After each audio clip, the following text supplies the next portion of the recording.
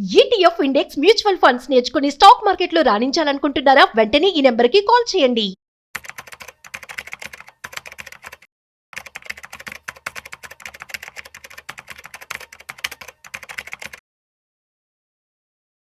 నమస్తే, welcome to Suman TV. నేను విష్ణు. ప్రస్తుతంతో పాటు certified financial planner doctor Bachchu Anil Kumar గారు ఉన్నారు. సార్తో మాట్లాడదాం.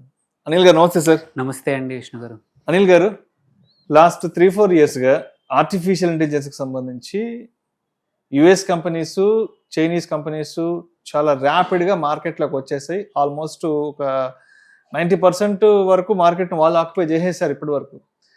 బట్ మన ఇండియా నుంచి ఇంకా పెద్ద పెద్ద కంపెనీస్ రాలేదు, పెద్ద పార్టిసిపేట్స్ ఇంకా మార్కెట్ను ఆక్యుపై చేయలేదు అనుకుంటున్న టైంలో రిలయన్స్ ఇండస్ట్రీస్ వాళ్ళు వాళ్ళ అనుబంధ సంస్థగా రిలయన్స్ ఇంటెలిజెన్స్ను కూడా తీసుకురాబోతున్నారు. సో దానికి సంబంధించిన వార్తలు కూడా లాస్ట్ 2-3 రోజుల నుంచి వస్తున్నాయి. Mukesh Ambani and team Reliance ఇంటెలిజెన్స్తో రాబోతున్నారన్న ఒక వార్త రాగానే రిలయన్స్ ఇండస్ట్రీస్ స్టాక్స్ కూడా పరుగులు తీయడం మొదలుపెట్టాయి. ఒక్కసారి అసలు రిలయన్స్ ఇంటెలిజెన్స్ గురించి డీటెయిల్గా మాట్లాడుకున్నాం సార్. తప్పు. సో ఈ కంపెనీ ఏదైతే ఉందో రిలయన్స్ ఇంటెలిజెన్స్ ప్రైవేట్ లిమిటెడ్ అనేది మొన్న సెప్టెంబర్ 9th నాడు ఇన్కార్పొరేట్ చేశారు.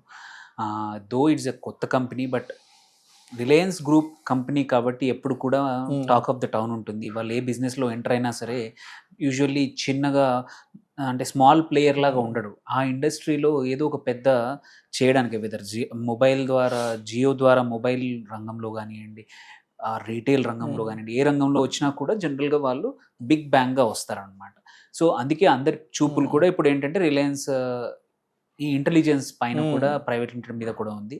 సో వీళ్ళు ఇది చేసిన రీజన్ కూడా ఏంటంటే మీరు అన్నది కరెక్టే, మనం వి మిస్ ద బస్ అని అనుకునే టైంలో వన్ ఆఫ్ ద పెద్ద కాంగ్లోమరేట్ ఈ రంగంలో ఎస్పెషల్లీ ఇంటెలిజెన్స్ ప్లేస్లో, ఏఐ స్పేస్లో ఒక బిగ్ ఇన్వెస్ట్మెంట్ పెద్ద కంపెనీ పెడుతున్నాం అనడం ఒక మంచి పరిణామమే.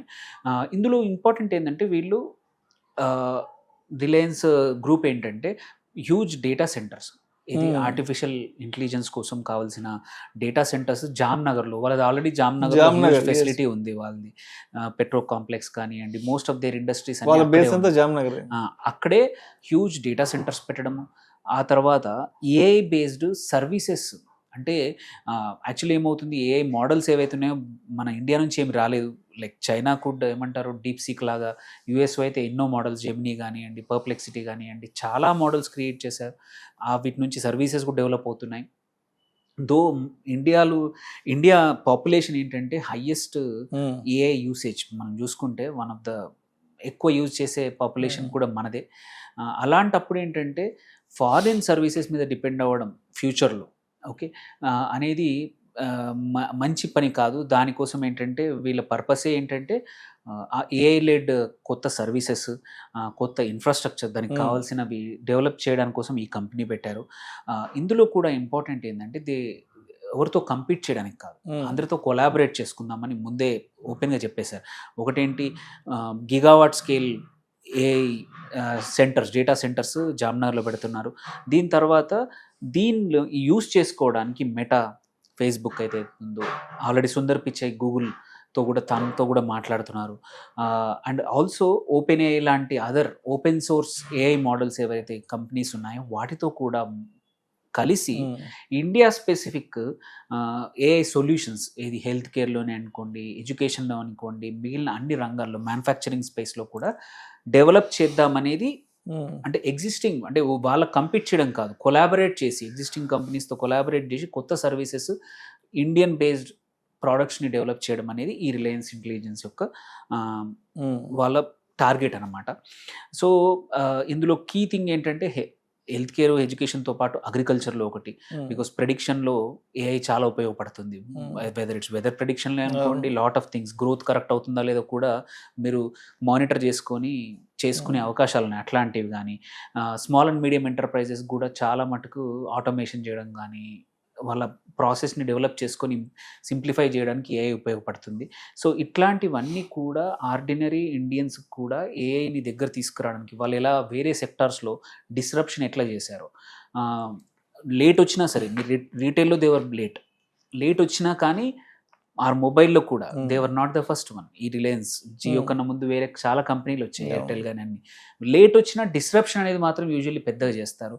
హోప్ఫుల్లీ ఏఐలో కూడా though they came late, Indian కోసం టాప్ టాలెంట్ వాళ్ళ దగ్గర డబ్బులు కూడా ఉన్నాయి. నియర్లీ 80-90 వేల కోట్ల క్యాష్ వాళ్ళ బ్యాలెన్స్ షీట్లో ఉంది రిలయన్స్ దాంట్లో.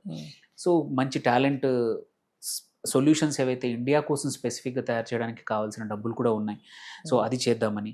సో ఇది బ్రాడ్ స్ట్రాటజీ మాత్రం ఇండియా స్పెసిఫిక్ సొల్యూషన్స్ తయారు చేసి హోప్ఫుల్లీ దాన్ని వేరే కంట్రీస్, సిమిలర్ కంట్రీస్కి అదే సర్వీసెస్ అమ్మడం అనేది వాళ్ళ ఈ రిలయన్స్ ఇంటెలిజెన్స్ పని.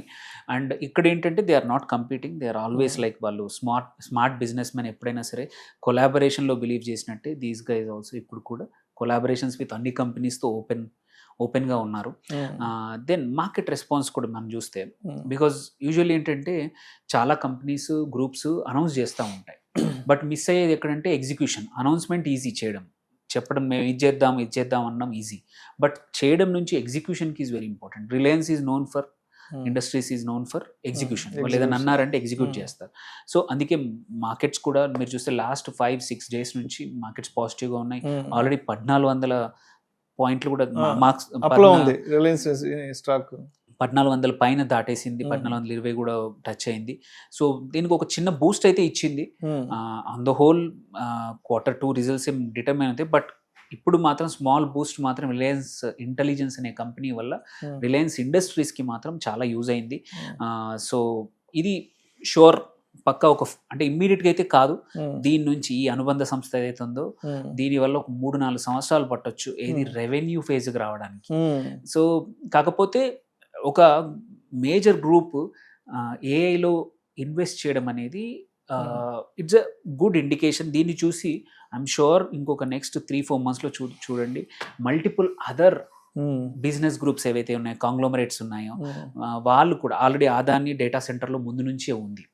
They are already big time. ఒక మీరు 1.5 year నుంచి హ్యూజ్గా చేస్తున్నారు. ఈవెన్ హైదరాబాద్లో కూడా ఆల్రెడీ దే ఆర్ ఎస్టాబ్లిషింగ్.